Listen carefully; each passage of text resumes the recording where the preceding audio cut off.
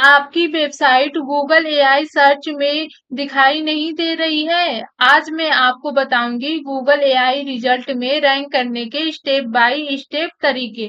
यहाँ पे मैंने सबसे पहले लिखा है what is AI search, why ranking in AI search is important, how Google AI choose content, new Google AI ranking factors you must know. तो ये सारे टॉपिक आज के इस पर्टिकुलर वीडियो में हम कवर अप करेंगे। तो चलिए बिना टाइम वेस्ट किए इस वीडियो को स्टार्ट करते हैं। यहाँ पे अगर हम आते हैं तो फर्स्ट हमारा जो क्वेश्चन था what is AI search, AI search आखिर में है क्या। तो ये एक एआई सर्च इंजन ऐसा टूल है जो कि आर्टिफिशियल इंटेलिजेंस टेक्नोलॉजी जिसमें नेचुरल लैंग्वेज प्रोसेसिंग यानी मशीन लर्निंग और लैंग्वेज मॉडल शामिल है। इसके द्वारा ये संचालित किया गया है जिसे ही हम एआई सर्च कहते हैं। यहाँ पे मैंने कुछ इसके फैक्टर्स दिए हैं जैसे कि Google AI search show direct answer, यानी आप जब भी एआई सर्च पे जाते हैं और अपने क्वेरी सबमिट करते हैं तो वो उसका एग्जैक्ट आंसर देता है। यहाँ पे है powered by AI search generative experience, user don't allow click website any more, यानी कोई भी व्यक्ति हमेशा वेबसाइट पे क्लिक नहीं करते हैं। ठीक है, हम चलते हैं तो हमारा नेक्स्ट क्वेश्चन है why ranking in AI search is important, यानी एआई सर्च में रैंकिंग क्यों इम्पोर्टेंट है। एआई सर्च जैसे कि गूगल एआई ओवरव्यू हो गया, परप्लेक्सी हो गया, चैट जीपीटी हो गया, तो इन सभी में रैंकिंग बहुत ही जरूरी है क्योंकि जब तक इस पे रैंक नहीं करेगा न तो हमारा लीड नहीं जनरेट होगा, क्योंकि एआई सिस्टम टॉप रैंकिंग वाले ऑर्गेनिक सोर्स से सीधे जानकारी निकालकर जवाब तैयार करते हैं और उसका एग्जैक्ट आंसर एआई ओवरव्यू में हमें मिलता है। तो जब आपके कंटेंट एआई सर्च में रैंक करेंगे तभी यूजर को उसका एग्जैक्ट आंसर मिल पाएगा। इसलिए एआई सर्च में रैंक करना बहुत ही जरूरी है। यहाँ पे मैंने यहाँ पे कुछ पॉइंटर्स लिखे हैं जैसे कि मोर विजिबिलिटी देन नॉर्मल एसईओ। ठीक है, यानी एआई क्यों इम्पोर्टेंट है, तो ये नॉर्मल एसईओ के अकॉर्डिंग एआई सर्च में मोर विजिबिलिटी मिलती है, इसलिए एआई सर्च इम्पोर्टेंट है। High trust Google recommended you, यानी गूगल आपको एआई सर्च के लिए रिकमेंड करता है क्योंकि यहाँ पे हमें एग्जैक्ट आंसर एंड जल्दी आंसर मिल जाते हैं। मोर लीड विदाउट क्लिक, यानी बिना क्लिक किए हुए आपको लीड जनरेट कर हो सकती है यदि आप एआई सर्च में रैंक कर रहे हैं। तो हमने स्लाइड में जाते हैं तो यहाँ पे हमारा क्वेश्चन है how Google AI choose content, यानी गूगल एआई कैसे कंटेंट को चूज करता है और कैसे कंटेंट को शो कराता है एआई सर्च में कि ये कंटेंट बेस्ट है यूजर के लिए।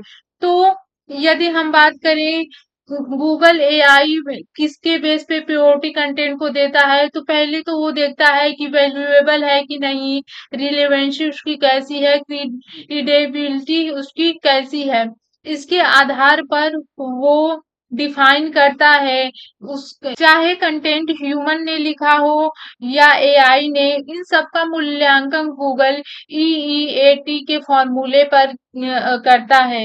ईईएटी फॉर्मूला क्या होता है, मैंने एक शॉर्ट वीडियो बना के अपने यूट्यूब चैनल पे डाला है, आप वहां से जाके चेक कर सकते हैं, जिसका यहाँ पे मैंने फुल फॉर्म दिया है एक्सपीरियंस, एक्सपर्टाइज, अथॉरिटीनेस एंड ट्रस्ट वर्दी।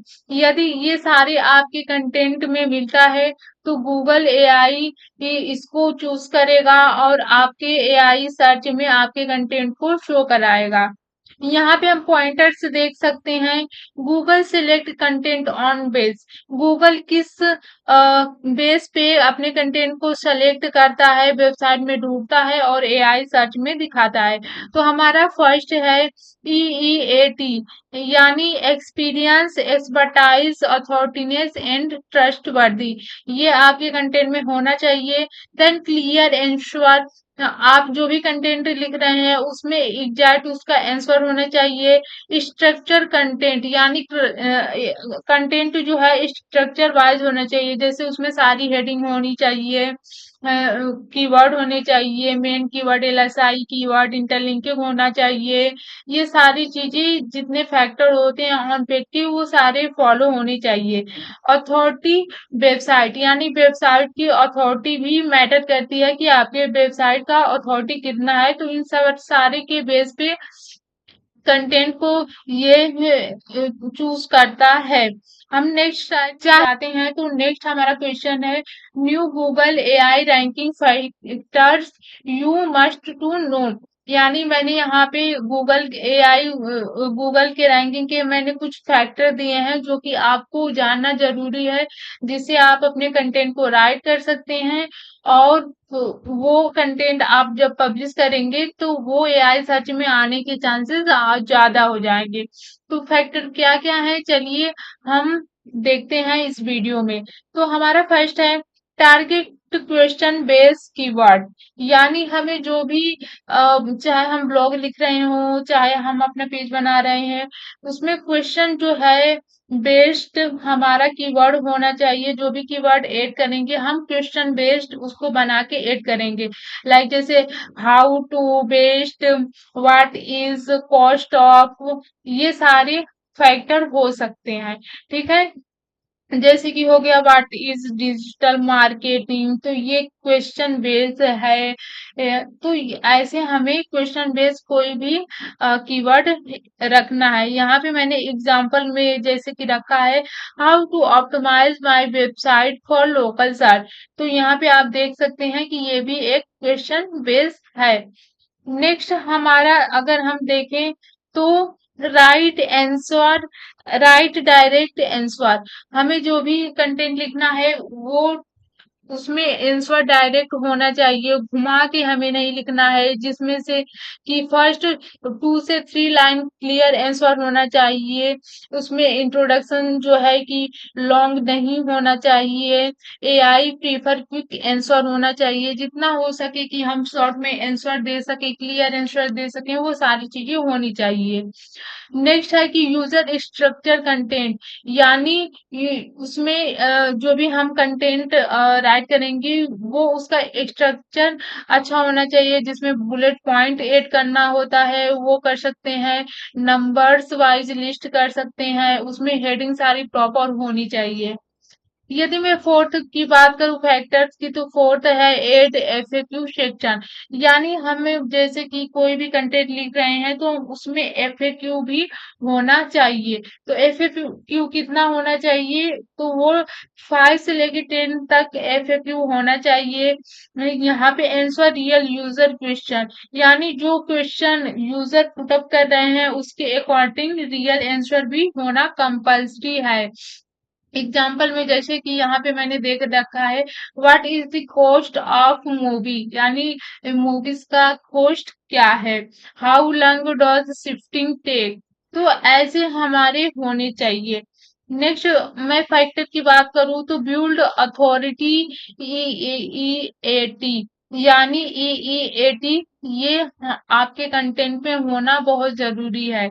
एड ऑथर बायो, जो भी हम कंटेंट लिख रहे हैं उसमें हमें ऑथर का बायो भी एक्सप्लेन करना है, उसमें अपने एक्सपीरियंस को शो करना है, हमें अच्छे से अच्छे रिव्यू एंड टेस्टिमोनियल ऐड करना है, यूजर रियल इमेज यूज करना है, जैसे कि बहुत सारे लोग होते हैं कि एआई से बना के यूज कर देते हैं, तो उसको अवॉइड करके हमें रियल इमेजेस भी यहाँ पे ऐड करना होता है। नेक्स्ट फैक्टर में यदि मैं बात करूं तो optimise for local SEO, local SEO के लिए हमें अपने कंटेंट को ऑप्टिमाइज करना पड़ेगा, जिसमें कि हम ऐड करेंगे अपने लोकल पेजेस ऐड करेंगे, अपने गूगल माई बिजनेस को वहां पे ऑप्टिमाइज करेंगे, अपने लोकल लोकेशन का नेम ऐड करेंगे, उससे रिलेटेड हम क्या क्या सर्विसेज देते हैं वो सारी चीजें ऐड करेंगे। यदि हमारे 7th फैक्टर की बात करूँ तो यहाँ पे क्रिएट हाई क्वालिटी कंटेंट, हम जो भी कंटेंट लिखेंगे वो हाई क्वालिटी का होना चाहिए। राइट लॉन्ग फॉर्मेट कंटेंट, यानी कंटेंट 1000 वर्ड से ज़्यादा होना चाहिए, कम नहीं होना चाहिए। आप देखेंगे कंपटीटर्स के तो 500 का कोई भी नहीं लिखता। सब जो भी लिखते हैं 1000 प्लस ही वर्ड के कंटेंट राइट करते हैं। एंड हमारे कंटेंट में इमेजेस विथ एग्जांपल एक्सप्लेन होने चाहिए। सॉल्व यूजर प्रॉब्लम, हमारे यूजर को क्या प्रॉब्लम है, उससे रिलेटेड क्या क्वेरी सर्च कर रहा है, तो वो क्वेश्चन आंसर जो भी हम राइट करेंगे वो सॉल्व होने चाहिए। 8 है गेट बैकलिंक, यानी हम अपने वेबसाइट के लिए गेस्ट पोस्टिंग कराएंगे, आर्टिकल सबमिशन कराएंगे एंड लोकल बैकलिंक भी काम करेंगे। यानी एआई सर्च में रैंक करने के लिए हमें अथॉरिटी कंटेंट ये सब की जरूरत तो है ही, साथ साथ में हम बैकलिंक भी क्रिएट करेंगे। बैकलिंक भी मोस्ट इम्पोर्टेंट है एसईओ के लिए एंड एआई सर्च में रैंक करने के लिए। लास्ट 9th फैक्टर आता है जो कि इसमें हम हेल्पफुल कंटेंट राइट करेंगे एंड अब कीवर्ड स्टफिंग नहीं करेंगे, उसको हमें अवॉइड करना है। देन यूज कन्वर्जेशनल टोन, हमें जो भी कीवर्ड या वर्ड यूज करना है वो कन्वर्जेशनल होना चाहिए। हमें ऑप्टिमाइज करना है वॉइस सर्च में भी अपने कंटेंट को, अपने कीवर्ड को। तो ये सारे फैक्टर जब आप फॉलो करेंगे देन आपके एआई सर्च में रैंक करने के चांसेस 99% हो जाएंगे। तो फ्रेंड्स, आज के वीडियो में हमने स्टेप बाय स्टेप हमने देखा कि हम एआई सर्च में कैसे रैंक कर सकते हैं, क्या क्या चीजें हमें फॉलो करनी पड़ेगी। तो आपको ये वीडियो कैसी लगी कमेंट सेक्शन में जरूर बताइएगा। ऐसी वीडियो देखने के लिए हमारे चैनल को लाइक, सब्सक्राइब एंड शेयर करना बिल्कुल ना भूलें। और